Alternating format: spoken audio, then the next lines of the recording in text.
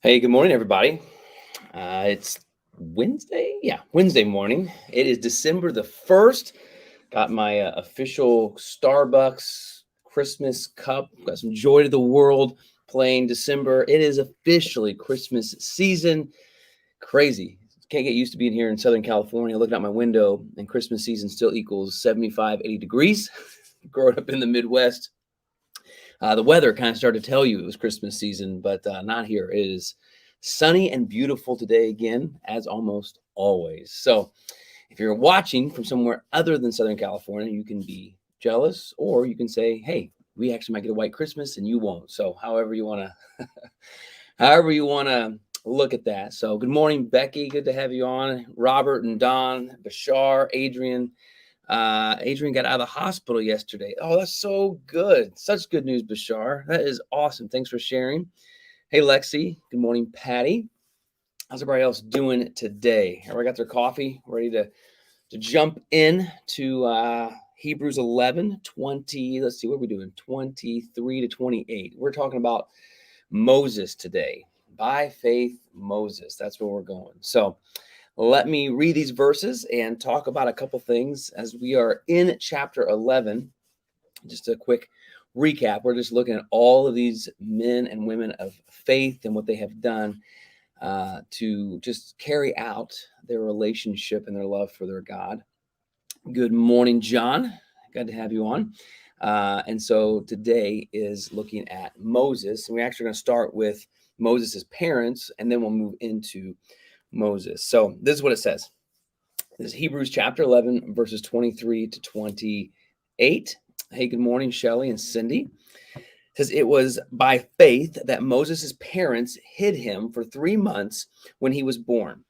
They saw that the Lord had given them an unusual child, and they were not afraid to disobey the king's commands. And so you see here Moses' parents, who would have been Jewish people, who would have been familiar with, heard, and would have known just the story and the promises of God. And through that lineage we talked about yesterday that went from Abraham to Isaac to Jacob to Joseph, and then Joseph's kids and everything else. And eventually we get to this place where they're all hearing and they are passing on generation to generation just God's promise and how he is wanting just to establish this nation, and that nation to be example to all people of his love for all people.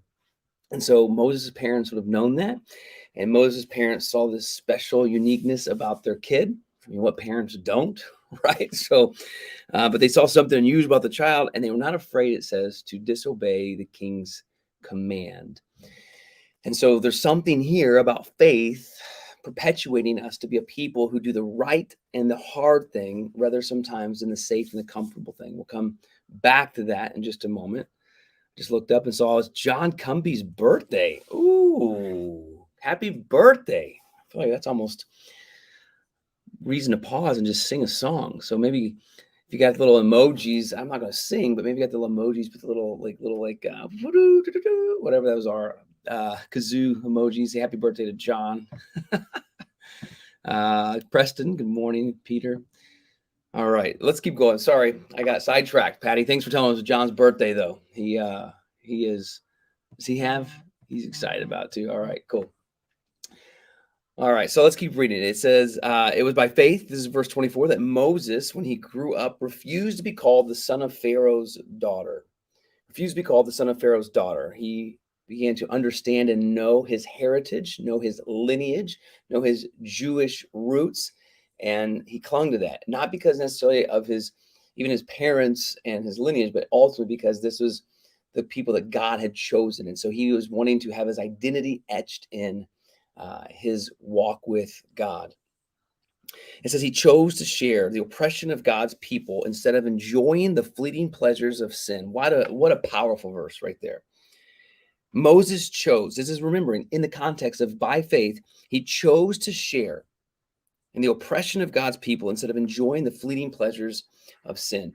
Moses had an opportunity to sit at the Pharaoh's table, to indulge in and to enjoy all the pleasantries and pleasures of Egypt, which would have been way better than the lifestyle of his people, the Israelites, who were slaves to the Egyptians. But Moses, by his faith in God, by his choice to want to honor his God, and by his desire to say, God, this is who you've called me to be, and this is who I'm etched into belonging to, I will choose to identify more with the oppression of the people than the fleeting pleasures of sin. Such a resolve, I wish, was the norm of Christians today. I mean, just that verse alone. I mean, that kind of staggered me this morning. Just to sit on that, like, where do I choose to share in the oppression of God's people rather than enjoying the fleeting pleasures of sin? Where do I intentionally say, I am going to take my stand with the marginalized? I'm going to choose to abstain. I'm going to choose to not indulge for the sake of standing with my other brothers and sisters who might not be as fortunate, or not to just entice my own desires of the flesh and pursue sin. You see, faith is a part of that. Faith in choosing God's best and his heartbeat being the beat that we should live our lives by is man, that it's just powerful. I honestly I've read this 3 or 4 times this morning, but today it just takes me back. Like, it just kind of staggers me. It's like that is an aspect of faith I don't think we think of. It's just how much it's renouncing that which may be best for us for the sake of standing with others so they might know Christ. So Moses did this, and it says he thought it was better to suffer for the sake of Christ than to own the treasures of Egypt, for he was looking ahead to his great reward. It was by faith that Moses left the land of Egypt, not fearing the king's anger. He kept right on going because he kept his eyes on the one who is invisible. It was by faith that Moses commanded the people of Israel to keep the Passover and to sprinkle blood on the doorpost so the angel of death would not kill their firstborn sons. Carol says there's no sound. I'm going to try to go to Facebook. Same thing for Cindy. So if you are, sound is off. Lily says that as well. Can't hear. Jumping to Facebook. Can't hear. Oh no. So hopefully, if you are, just seen it. I see a lot more people jump to Facebook. So hopefully migrate over to Facebook. Sorry for the Instagram people. Apologize about that. So let me kind of give this point. I feel like I scattered a little bit, and John's birthday, and now you can't hear me and everything else like that. And I'm just kind of staggered by verse 25. What I see here with Moses and Moses' parents, and what I want to challenge us today with, is that faith is oftentimes the willingness and the belief and the resolve to do the right thing and the hard thing rather than just the safe and the comfortable thing. That there's a part of faith of saying, like, this might not be easy for me. This might not be most comfortable for me, but I know it's the right thing and it's the best thing. And we see that with Moses and what he did. We see that faith is also choosing to identify and to link our hearts with God's commands rather than the commands of sometimes the king and the culture. Right? The commands of Christ rather than the commands of the king and the culture, or at least the demands of the king and the culture.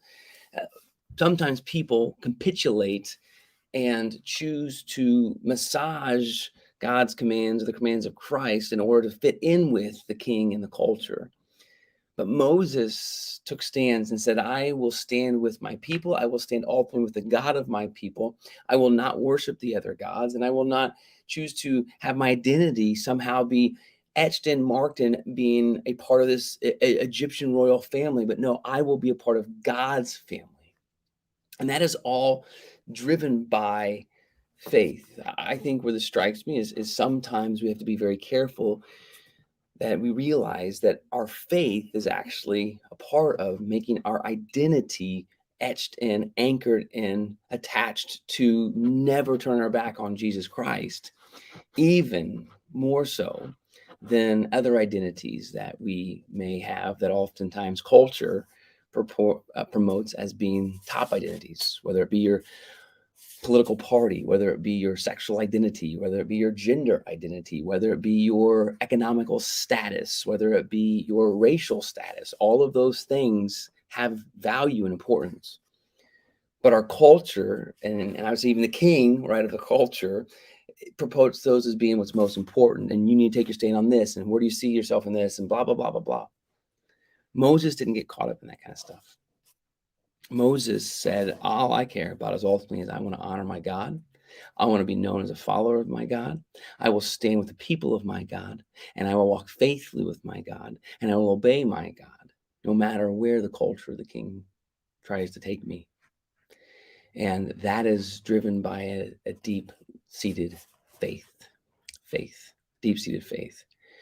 And so maybe today, the place that we should just land is just asking, how are you allowing your faith to identify you?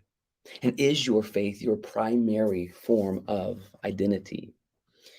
Is your faith your primary form of identity? Your faith, your loyalty, your fidelity, your commitment, your anchoring to Christ and his ways, his commands.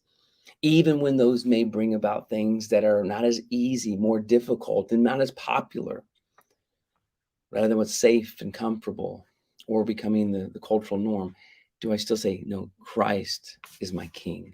Christ is my anchor. Christ is my cornerstone. And I love that it said that Moses was even willing by faith to embrace suffering because he was looking at it for the sake of Christ. He was looking at the one who was even seemingly invisible to some, but he knew was not invisible, but he was alive and real. And is that what we do today? Is that what we fight for the most, is our identity in Jesus Christ. And that is by faith. And that's Moses. So I'm inspired by that because it's really easy. Verse 25, right? To choose instead the fleeting pleasures of sin. Those are easier and more comfortable. But by faith, Moses said, something's more valuable. It's always more important to choose what's valuable over comfortable. I'll say that to finish off. It's always more important to choose what's valuable rather than what's most comfortable. All right. So that's what I got for you. Jessica, you heard me on YouTube, so that's good to know. Yeah. All right. Well, I apologize for all of the technological issues, but we're going to close out there. Hopefully, like I said, you migrate over from Instagram, and I'll be back tomorrow morning. And tomorrow morning, we'll look at the people of Israel, by faith, the people of Israel. So we'll look at verses 29 to 30. And then we will close out the week. So have a great day, everybody. And may you find great comfort, great strength, and great conviction in being identified with our Christ. So have a great day, everybody.